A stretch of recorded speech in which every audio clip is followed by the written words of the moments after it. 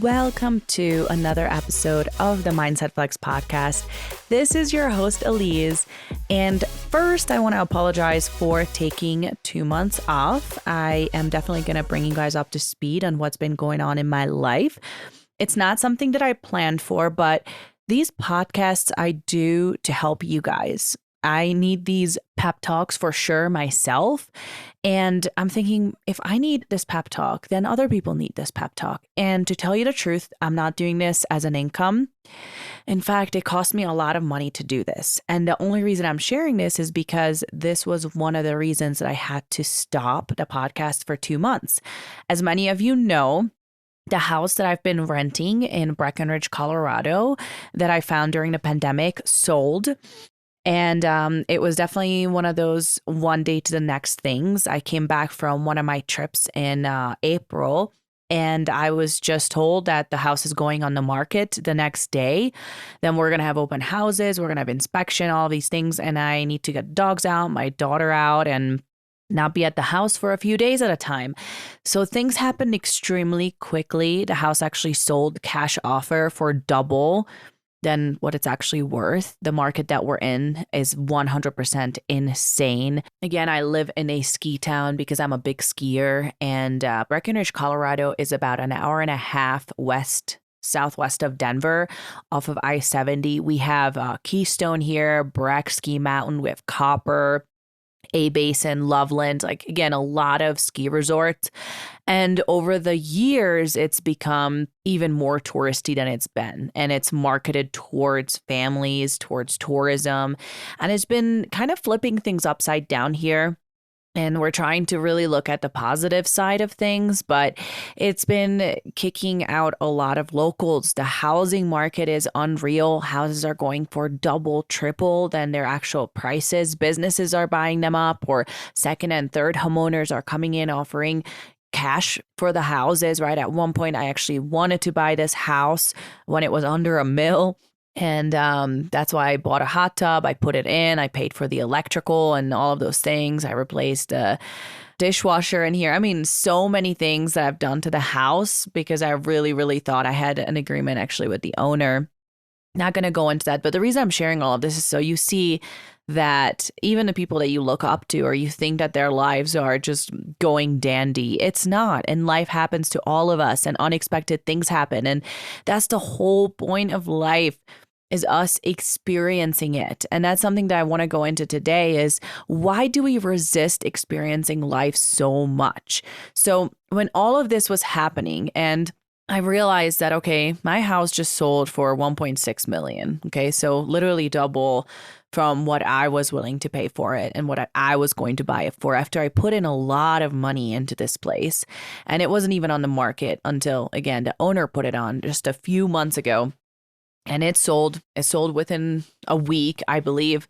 And we were told that we had to be out by August. So it's now August. I have to move out in 9 days. And I'm going to bring you up to speed what's been going on in my life. And in the next episode, I'm going to talk about how to deal with that without losing your freaking mind. So I have to move out. And there's not a single rental place in Breckenridge, anywhere in Summit County, actually. Go ahead and look on Trulia, look on Realtor, look on Craigslist, just so you see what I'm talking about. At the time that I was looking, I actually found one house, kind of broken down house in Frisco, Colorado, which is about a 30-minute drive from my house. It's just closer to the highway. And it was $7,000 a month.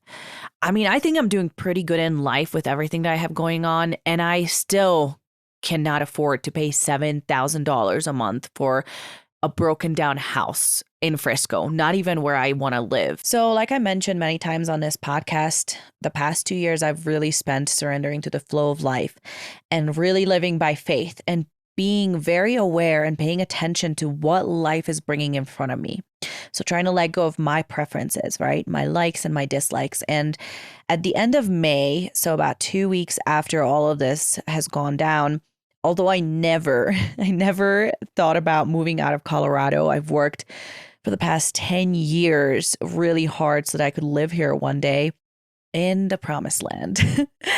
Well, my partner, my other half, has been asking me this year, would you consider moving out of Colorado? And I would always say no.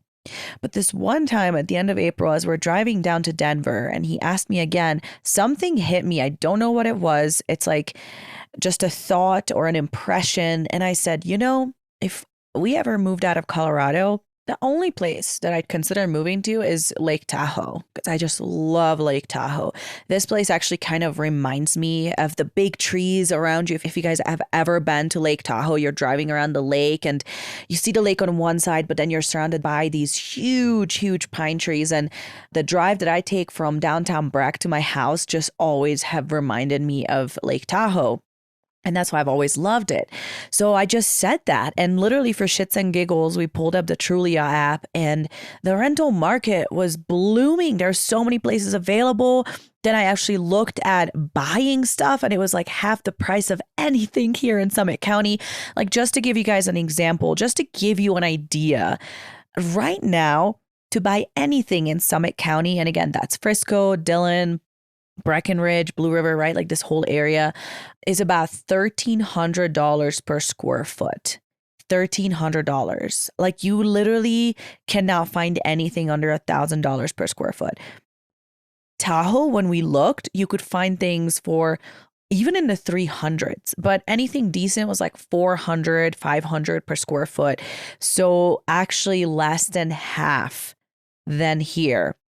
And I've always wanted to buy something to start as an investment. Like I've always wanted to get into investment properties. I've been listening to Bigger Pockets podcast for years now. I've tried buying a house in Ohio before. I've tried buying in Telluride. Like I've been down this road. It's just with a business, like when you have a 1099 and not a W-2, it's kind of a nightmare. And I've never gotten far down the process.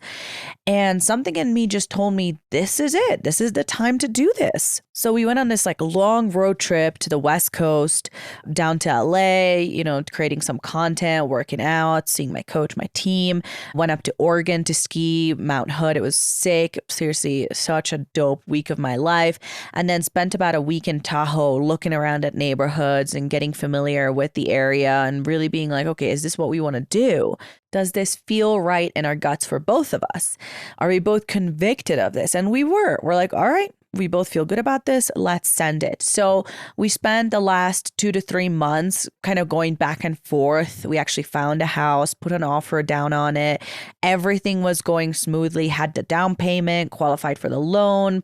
The house was great. We loved it. And as we were getting closer to the move out date, which is right now August 15th. So today is August 5th, and we're actually leaving the 14th, the day before that. So that's why I said 9 days. Last week, it was a Wednesday, and that was the last day that we could pull out of the offer without losing the earnest money, which the earnest money is a big chunk. Like if you've never bought a house, it's a good percentage of your down payment. And again, it's a lot of money and I could not risk losing that money.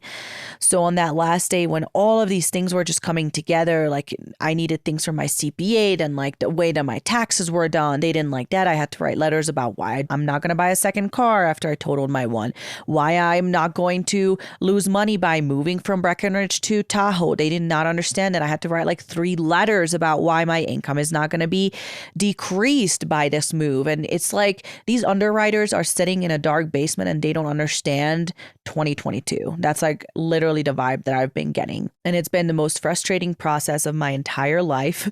I literally got so sick from stress. Like I still think that it was from stress. I threw up everything for 24 hours, just navigating all of these things together. Like I had no idea how stressful and insane this whole process was. So just so you guys know, I did not want to abandon you. I have been going through this whole process and every penny that I spent was accounted for. I had to prove everything. I had to show proof of everything.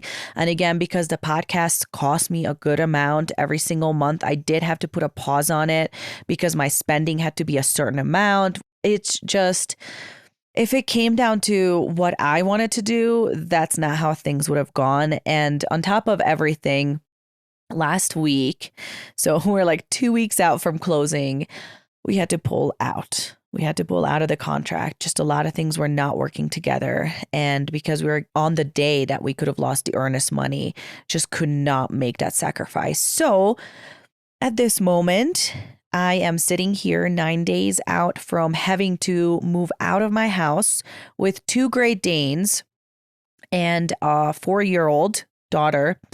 And I have no place to live. We still do not have a house. We don't have a rental set up, nothing. I'm thinking of sending my daughter to Ohio for like 2 weeks, summer break. She can spend time with her grandparents. And during that time, we might have to camp out of a rooftop tent, like literally the top of our freaking car. I don't know what's going to happen the rest of August, but I'm done stressing about it. I have that 1 week where just honestly, it was dealing with people, like dealing with a CPA, dealing with the loan officer, dealing with Progressive to get my car situation figured out. It was like pulling teeth, you guys. I don't know what's happening to the world and why nobody cares about their job, but I literally had to call Chase Bank 3 times to remind them to send a fax number to Progressive, like just to give you guys an idea. So that's where I have been. And despite all of these things, I have every single reason to fall apart. And that's not even everything. Like I have not even gone into everything. But here's the way that I look at everything. Who am I to plan out my life and get upset if it doesn't go the way that I planned it out?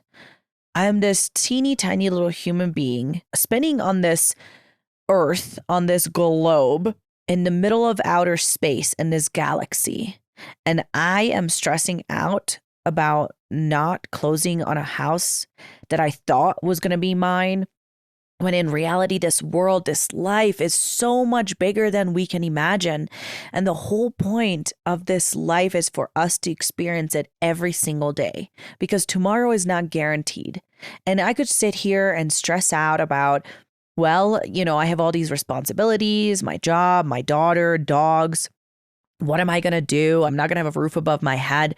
But the thing is, if I live by faith, which I've always done, if I live by faith and I surrender to the flow of life, it's always worked out. If I'm living in stress, like if I'm stressing myself out, if I'm living in anxiety, I can't think straight. I can't make good decisions. My life doesn't turn out the way that it should because I'm forcing things to happen. So the best thing that I can do, that you can do when these situations hit, is to surrender fully to the flow of life. Because even though I have absolutely no idea what's going to happen and it's not going the way that I planned out, I know that it's going to turn out some way. And I know that I'm going to make the best of it when it happens. So why sit here and stress out about something that I have zero control over?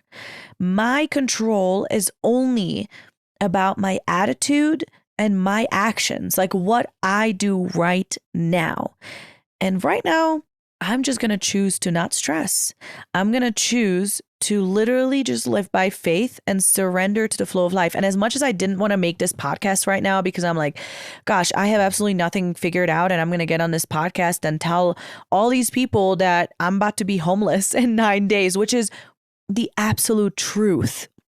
The thing is, if I don't tell you these things, then you're just going to think that you're listening to someone whose life is all perfect, whose life is figured out because she's grinded or she makes this amount of money or this and that. But none of that matters.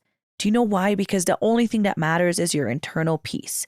What does it matter if I make $1 million in a year if I cannot be happy for a single day of that year because I'm stressed the fuck out?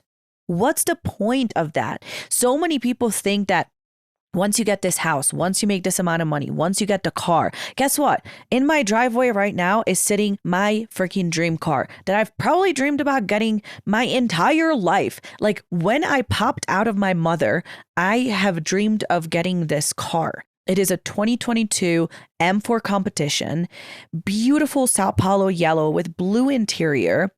That thing is a beast. It's got, at this moment, 647 miles on it. I picked it up brand new. I custom designed this thing last October, waited almost a year for it to come here.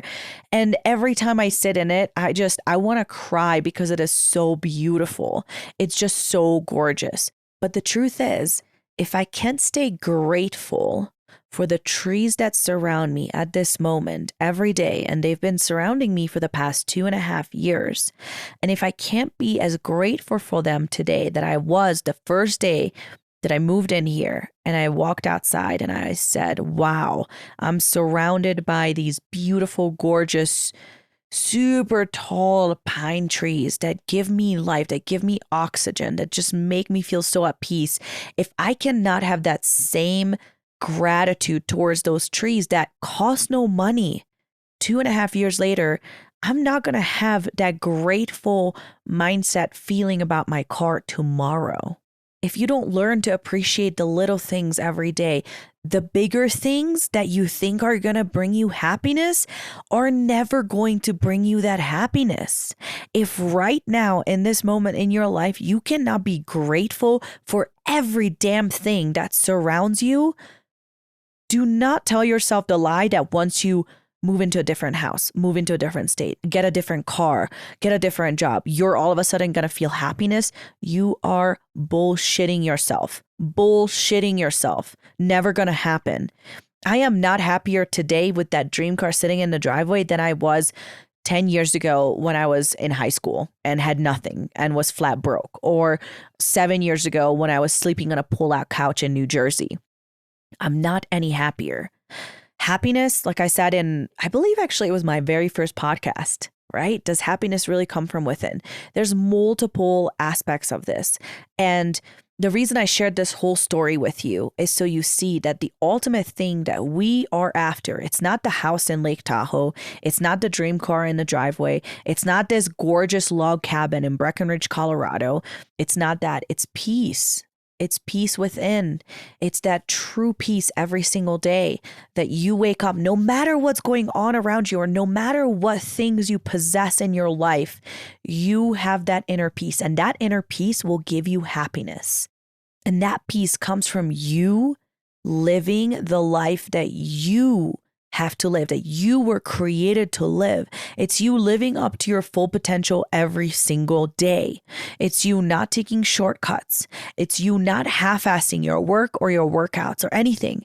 It's you giving 100% to everything that is in your life. And it doesn't matter what's in your life, you guys. Like, all of our lives are just a makeup of decisions that we have made in the past. And some were shitty decisions, some were great decisions. And that's just where you ended up today.